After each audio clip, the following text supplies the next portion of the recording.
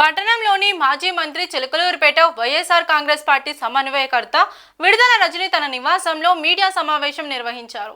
ఈ సందర్భంగా మాజీ మంత్రి పేర్ని నాని మీడియాతో మాట్లాడుతూ మాజీ మంత్రి విడుదల రజని ప్రజల కష్టాలు తెలుసుకునేందుకు నాదెండ్ల మండలం జంగాలపల్లి గ్రామంలోని వైసీపీ పార్టీ కార్యకర్తను పరామర్శించి పేటకు తిరుగు ప్రయాణంలో చిలకలూరిపేట రూరల్ సీఐ సుబ్బనాయుడు కాకి బట్టలు వేసుకున్న రాక్షసుల్లా రజనీ కారుకి అడ్డుపడి తన కారులోకి బలవంతంగా చొరబడి అడ్డుపడుతున్న రజనీని బెదిరిస్తూ ఒక రాక్షసుల్లా Chilakaluripet rural circle inspector Subbanaidu ప్రవర్తించడం సరైన పద్ధతి కాదని, దీనిపై మేము ప్రధాన న్యాయమూర్తులను కలిసి సుబ్బనాయుడు చేసిన అరాచకానికి శిక్ష పడేలా చేస్తామని నాని తెలిపారు.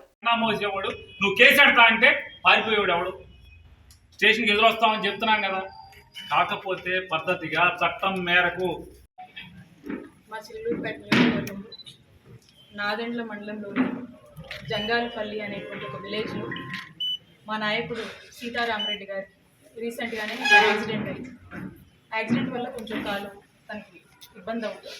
వెళ్ళి వారిని పరామర్శించి వారి కుటుంబ సభ్యులతో కాసేపు ఉన్నటువంటి మా మండలి నాయకులందరూ కూడా అక్కడ వారి ఇంటికి రావడం, అక్కడ వారిని పరామర్శించి మంచి చెడ్డలు మాట్లాడుకొని బయలుదేరి మళ్ళా అక్కడి నుంచి ఎడ్లపాడు మండలానికి ఇంకో కార్యక్రమం ఉంటే వెళ్ళేటువంటి దిశగా మేము వెళ్తూ ఉన్నాం. ఆ కార్యక్రమం అయిపోయి బయటకు వచ్చాను. వచ్చి కారెక్కుదాం అనే లోపు చుట్టూ ఈ రూరల్ సిఐ సుబ్బనాయుడు గారు, అక్కడ ఉన్నటువంటి నాదెండ్ల ఎస్ఐ గారు, వాళ్ళ సిబ్బంది అంతా కూడా ఒక్కసారి చాలా ఎంబ్రాజింగ్గా అక్కడంతా కూడా గుమిగూడి చాలా హడావిడి చేస్తూ ఉంటాను. నేను కారెక్కుదామని వచ్చినటువంటి నేను ఏమైందండి, ఎందుకు ఇంత ఎంబ్రాజింగ్గా ఇలాంటి అట్మాస్ఫియర్ని క్రియేట్ చేస్తున్నారు, ఏమైందని చెప్పి వారిని అడగడం జరిగింది. మా ఫాలోవర్ అయినటువంటి శ్రీకాంత్ రెడ్డిని తీసుకువెళ్ళడానికి వచ్చాము అని చెప్తా ఉన్నాను. ఏం కేసు ఏంటి అని చెప్పి మాట్లాడుతూ నేను కారెక్కుతాను. ఏం కేసు ఏంటంటే ఏవో కేసులు ఉన్నాయి, చెప్పాలా మీకు, ఉన్నాయి కేసులు ఉన్నాయి, ఎఫ్ఐఆర్లు ఉన్నాయి, ఇంకేవో ఉన్నాయి, మేము తీసుకెళ్ళాలి, అరెస్ట్ చేయాలి అని చెప్పి మాట్లాడుతాం. సరేనండి, అలా ఏమన్నా ఉంటే మేమందరం కూడా వస్తాము, మా నాయకులందరూ కూడా ఉంది, మేమందరం కూడా వస్తాము. ఏం కేసు ఏంటి దాని వివరాలు ఇవ్వండి, ఖచ్చితంగా అట్లాంటిది ఏమన్నా ఉంటే ఖచ్చితంగా వస్తాం. మీరు ఇప్పటి వరకు ఎన్ని అరెస్టులు చేయలేదు, చిల్లూరుపేట నియోజకవర్గంలో ఎంతమంది జైలు పాలు చేయలేదు, మీరు చేసేవి ఎక్కడ కూడా మీరు చేయాల్సినటువంటి ఇల్లీగల్ కేసులు మీరు కట్టారు, మీరు చేయాల్సినటువంటి అరెస్టు చేశారు, జైలుకి ఇవ్వాల్సినవి మీరు చేస్తూనే ఉన్నారు, మేము కూడా చూస్తూనే ఉన్నాం.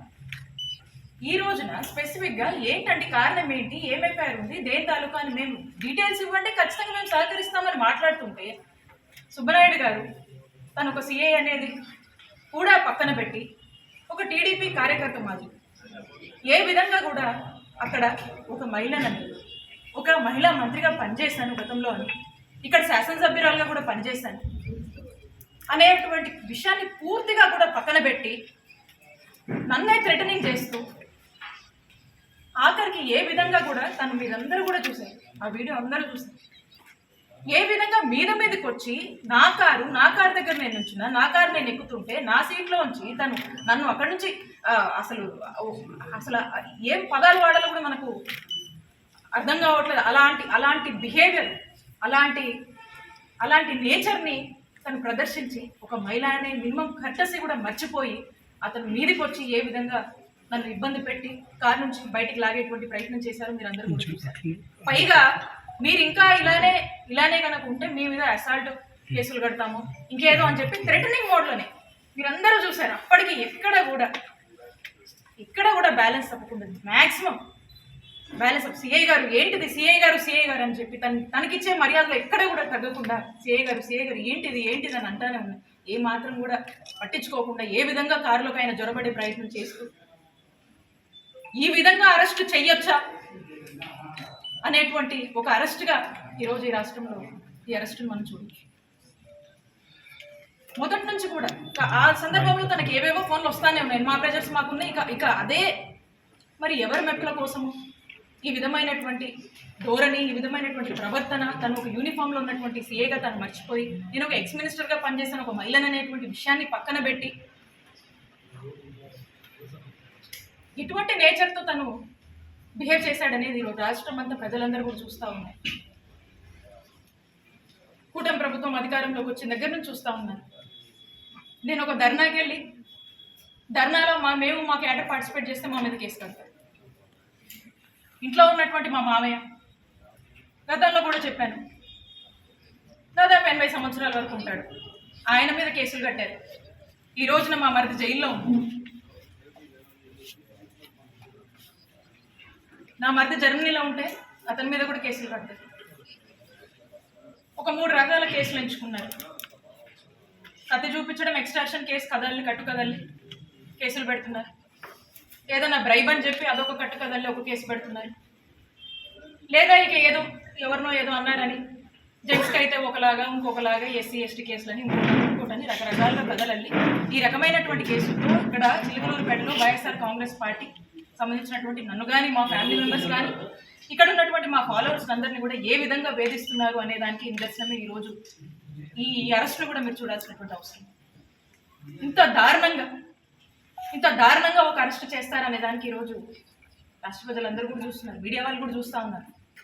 చాలామంది ఏంది ఇట్లా చేస్తున్నారని చెప్పేసి, ఏంది ఇట్లా చేస్తున్నారు, మరి ఇంత మితిమీరిపోయారు, ఏంటిది, ఏ ద్రోహం చేసే, ఏంటి అసలు మనం చేసిన తప్పేంటి? వైఎస్ఆర్ కాంగ్రెస్ పార్టీని నమ్ముకొని ఉన్నందుక, వైఎస్ఆర్ కాంగ్రెస్ పార్టీని అభిమానిస్తున్నందుక వీళ్ళ మీద కేసు.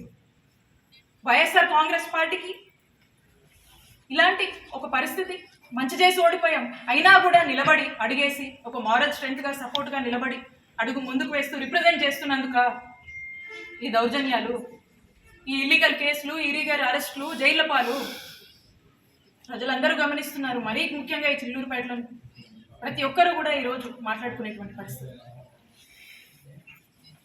ఇలాంటి సంస్కృతి, ఇలాంటి సాంప్రదాయం, ఇలాంటి అరెస్టులు, కేసులు ఎప్పుడు గతంలో లేవు. గతంలో మేము ఎప్పుడు ఇలాంటి చేయాలనుకోలే. ఏ రోజు మా అధికారాన్ని వాడుకొని మేము ఇలాంటి ఏవి కూడా ప్రోత్సహించలే. అప్పటికి నాకు ఇన్స్టిట్యూషన్స్ మీద గౌరవం ఉండి, నాకు ఒక పోలీస్ ఆఫీసర్, యూనిఫామ్లో ఉన్నటువంటి పోలీస్ ఆఫీసర్ అనేటువంటి గౌరవం నాలో ఉండి, నాలో కల్చర్ ఉండి, నాలో ఒక రెస్పెక్ట్ ఉండి, అప్పటికి నన్ను నేను రిస్ట్రైన్ చేసుకొని నేను గౌరవప్రదంగానే నేను అప్పటికీ కన్వే చేస్తున్నా కూడా మరి వినకుండా ఏ విధంగా సిఐ గారు మితిమీరిపోయి ఏ విధంగా ప్రవర్తించారో అందరూ కూడా చూస్తూ ఉన్నారు. ఖచ్చితంగా రాష్ట్ర ప్రజలు అన్నీ గమనిస్తున్నారు, అందరికి కూడా అర్థమవుతా ఉంది. కాబట్టి ఎక్కడా కూడా మీరు ఇవి చేసినా, ఇంకా ఇన్ని మీరు ఇబ్బంది పెట్టినా నేను మీకు కనబడొద్దు. ఇక్కడ నేను ఈ నియోజకవర్గం